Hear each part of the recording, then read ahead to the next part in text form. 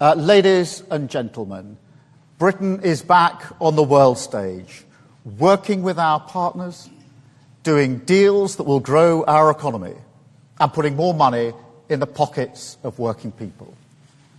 In the last 2 weeks alone, we've delivered trade deals with India and the US.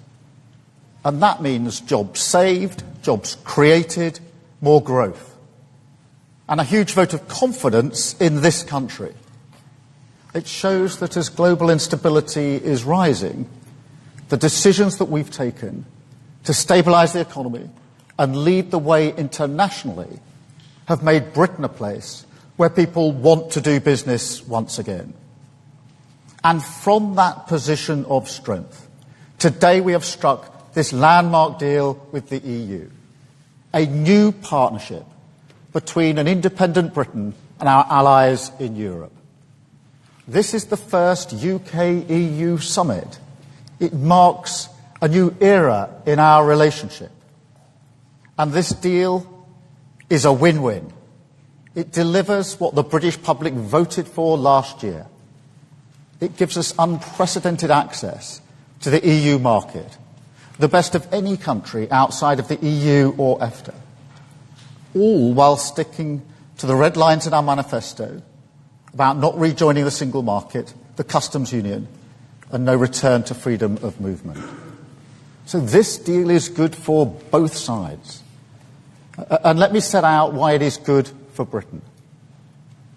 We've struck an SPS deal to make food and agricultural trade with the EU cheaper and easier, and that is slashing red tape and bureaucracy.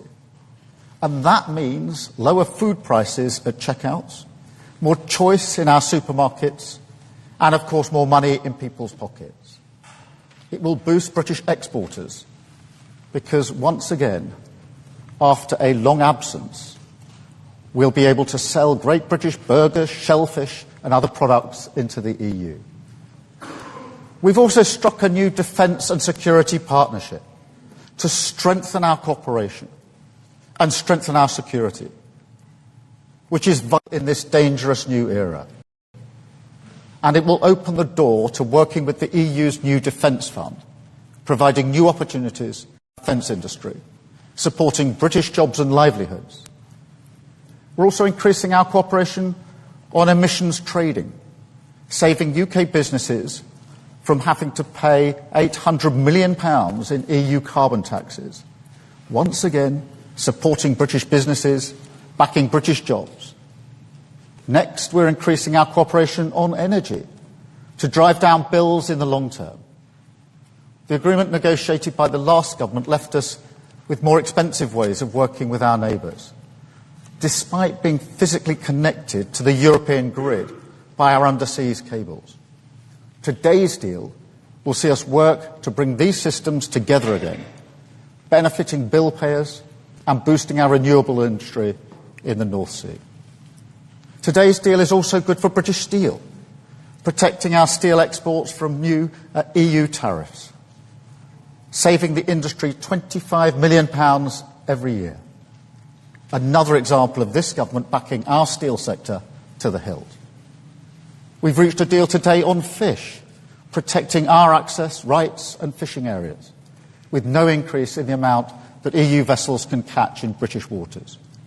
Our fishing industry will also benefit from the new SPS agreement, which slashes costs and red tape for our exports into the European market. And we already sell 70% of our seafood into that market. So that is really significant. It is also opening the gates to selling shellfish back into the EU. And I can also announce today that we're investing £360 million into our fishing industry to help them take advantage of this deal. We've acted today to strengthen our borders. The previous deal left a huge gap in our ability to work together to tackle illegal migration. So this deal closes that gap so we can work across migration routes to end the migration crisis and smash the criminal gangs.